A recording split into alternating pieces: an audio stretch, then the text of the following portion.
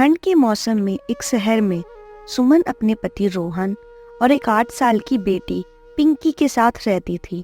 रोहन बहुत गरीब था। वह अपना घर का खर्च चलाने के लिए आलू पूरी का ठेला लगाता था। उस ठेले से भी रोहन की ज्यादा आमदनी नहीं होती थी, इसलिए सुमन दूसरों के घरों में काम करती थी और उनकी बेटी स्कूल में पढ़ती थी। ऐसे ही एक दिन जब रोहन अपना ठेला लेकर आलू पूरी बेचने जा रहा होता है, तभी उसकी बेटी पिंकी उससे बोलती है, पापा पापा ठंड बहुत बढ़ गई है और ये मेरा स्वेटर और जूता फट गया है। मुझे इसमें बहुत ज्यादा ठंड लग रही है और स्कूल में भी सभी बच्चे मुझे बहुत चिढ़ाते हैं। मुझे नया स्वेटर और जूता चाहिए। बेटा मुझे माफ कर देना, मैं तुम्हारे लिए नया स्वेटर और जूता नहीं ला पाया। बेटा आप बस थोड़ी दिन के लिए ये स्वेटर पहनकर स्कूल चले जाओ। कुछ दिनों के बाद मैं आपको नया स्वेटर और जूता ला दूंगा। अब आप जाओ, स्कूल के लिए तैयार हो जाओ। इसके बाद पिंकी घर के अंदर चली जाती है और रोहन भी अपना ठेला लेकर मार्केट चला जाता है। ऐसे ही पूरा दिन बीत जाता है और ज्यादा ठंड के कारण आज भी रोहन की कोई कमाई नहीं होती है। रोहन बहुत ज्यादा उदास हो जाता है और वो अपना ठेला लेकर वापस घर आ जाता है। घर आने के बाद वो सुमन से बोलता है, सुमन, इस ठंड के कारण तो हमारी आर्थिक स्थिति और भी ज्यादा खराब हो गई है। आज भी पूरे दिन भर में 1 रुपए की भी कमाई नहीं हुई है। मेरे मार्केट में लोग ना के बराबर आते हैं। जी ऐसे परेशान होकर काम नहीं होगा। आप शांत दिमाग से कुछ सोचिए, कोई तो रास्ता निकल जाएगा। क्या सोचूं सुमन, आज मेरी बेटी ने मुझे एक स्वेटर मांगा, मैं उसे एक स्वेटर तक नहीं दिला पाया।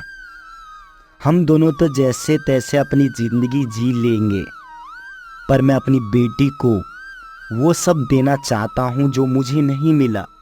पर लगता है मेरी बेटी भी इसी गरीबी में अपनी जिंदगी बिता देगी। आप परेशान मत हो, ऐसा कुछ नहीं होगा। आप एक काम करो, आप अपना ठेला मार्केट में मत लगाया करो। आप गलियों में जा जाकर अपना आलू पूरी बेचो, इससे हमें ज़रूर फायदा होगा।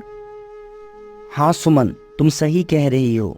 मैं कल से गलियों में जा जाकर आलू पूरी बेचूंगा। इसके बाद दोनों बैठकर खाना खाते हैं और खाना खाने के बाद सो जाते हैं। अगले दिन रोहन अपना ठेला लेकर गलियों में जा जाकर आलू पूरी बेचता है। पूरा दिन आलू पूरी बेचने के बाद उसकी अच्छी कमाई होती है। ये देखकर रोहन बहुत खुश हो जाता है। शाम को वो अपना ठेला लेकर घर वापस जा रहा होता है, तभी एक ट्रक उसे टक्कर मार देती है और मौके पर ही रोहन की मृत्यु हो जाती है।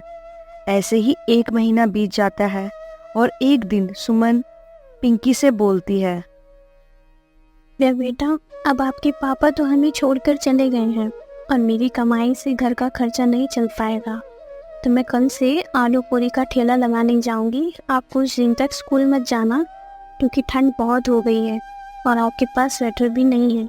मम्मा मुझे स्कूल जाना है, वहाँ मेरे फ्रेंड हैं। घर पर मैं अकेले क्या करूँगी? बेटा बस कुछ दिन की बात है, आप स्कूल मत जाना। जब मैं आपको नया स्वेटर ला के दूंगी तब आप अपने स्कूल जाना और जब तक आप अपने घर का ध्यान रखना। ठीक है मम्मा।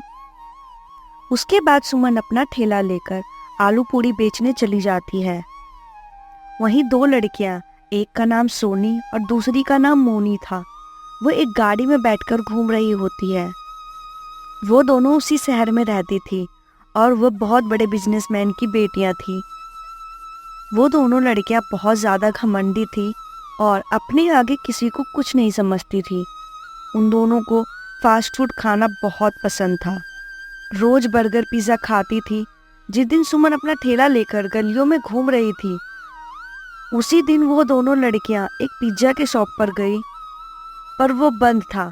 तभी सोनी मोनी से बोलती है, यार मोनी, ये पिज़्ज़ा शॉप तो बंद है और मुझे तो बहुत तेज भूख लगी है।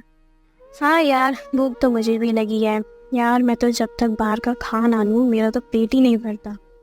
ये तो तूने सही कहा, पर आज तो ये शॉप बंद है और आसपास तो कोई दूसरी शॉप नहीं है। वो दोनों आपस में बात कर ही रही होती है, तभी सुमन अपना ठेला लेकर वहां से जा रही होती है। उन दोनों की नजर जब उसके ऊपर पड़ती है तो वो बोलती है, सुनो वो देख, वो आंटी ठेले पर आलू पूरी बेच रही हैं। हमने बहुत टाइम से स्ट्रीट फूड नहीं खाया है, चल आजा आज हम ये आलू पूरी ट्राई करते हैं। उसके बाद दोनों सुमन के पास जाते हैं और उससे बोलते हैं, आंटी आंटी हमें 2 प्लेट आलू पूरी लगा दो। हाँ बस 5 मिनट रुको, मैं भी आप दोनों के लिए गर्मा गर्म आलू पूरी लगा देती हूँ। उसके बाद सुमन गर्मा गर्म पूरियां तलने लगती है और उन दोनों को दे देती है।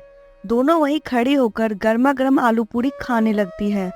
दोनों को आलू पूरी बहुत पसंद आती है। वो दोनों पेट भरकर आलू पूरी खाती हैं। खाने के बाद सोनी बोलती है, आंटी कितने पैसे हो गए बता दो। बेटा 150 रुपये हुए हैं। आंटी अब अपना नंबर या स्कैनर दे दो, मैं आपको पे कर दूंगी। बेटा मेरे पास फ़ोन ही नहीं है तो नंबर कहाँ से होगा। क्या आप किस जमाने में रहती हो, आपके पास फोन नहीं है? अब हम तुम्हें पैसे कैसे देंगे? क्या आप कार्ड स्वैपिंग मशीन है? ये सब क्या बोल रही हो तुम? मेरे पास ये सब कुछ नहीं है, मैं बस पैसे लेती हूँ। लेकिन हमारे पास कैश नहीं है, हम तो हर जगह ऑनलाइन ही पे करते हैं। कोई बात नहीं बेटा, आप मुझे कम दे देना। What do you mean? हम तुम्हारे 150 रुपए के लिए कल अपनी गाड़ी लेकर तुम्हें पैसे देने यहाँ तुम्हारे पास आए? तुमने हमें पागल समझा है क्या? इतना बोलकर वो दोनों उसका ठेला पलट देती है और सारी आलू पूरी वहीं फेंक देती है और गुस्से में वहां से चली जाती है। ये देखकर सुमन वहीं बैठकर रोने लगती है। कुछ देर बाद सुमन अपना ठेला लेकर घर वापस आ जाती है। ऐसे ही कुछ दिन बीत जाते हैं और एक दिन सुमन अपना ठेला लेकर रास्ते में घूम रही थी। तभी रास्ते में उन दोनों लड़कियों की गाड़ी आ रही होती है। वो दोनों नशे में होती है, जिसके कारण उसकी गाड़ी एक पेड़ से टकरा जाती है और उन दोनों का एक्सीडेंट हो जाता है। सुमन जल्दी से उन दोनों के पास जाती है और उन दोनों को गाड़ी से निकालती है। वो दोनों को हॉस्पिटल लेकर जाती है। कुछ देर बाद उन दोनों को होश आ जाता है और वो डॉक्टर से बोलती है, डॉक्टर साहब आपका बहुत बहुत शुक्रिया, आपने हम दोनों की जान बचाई। अगर आप दोनों को शुक्रिया बोलना है तो बाहर जो औरत खड़ी है उन्हें बोलिए, वह आपको सही समय पर हॉस्पिटल लेकर आई, तभी आपकी जान बचा पाए हैं। डॉक्टर कौन है वो औरत? क्या आप हमें उनसे मिलवा सकते हो? हाँ, मैं अभी उन्हें भेजता हूँ। इतना बोलकर डॉक्टर बाहर आ जाता है और उस औरत को उन दोनों के कमरे में भेज देता है। उसके बाद सुमन कमरे में जाती है। वो दोनों जैसे ही सुमन को देखती है तो सुमन को देख के उन दोनों को अपनी पुरानी की हुई हरकत याद आ जाती है, जिसके कारण उन दोनों को बहुत बुरा लगता है और उन दोनों की आंखों में आंसू आ जाते हैं। तभी मोना बोलती है, आंटी यहाँ आपने हमारी जान बचाई, हमने तो आपके साथ बिल्कुल भी अच्छा व्यवहार नहीं किया था। कोई बात नहीं बेटा, अब तुम दोनों कैसी हो? अभी तो हम दोनों ठीक हैं। हमारी जान आपने बचाई है, हम इसका एहसान ज़िंदगी भर नहीं भुला पाएंगे और उस दिन के लिए भी आप हम दोनों को माफ़ कर दो। हमने आपका ठेला भी गिरा दिया था और आपके पैसे भी नहीं दिए थे।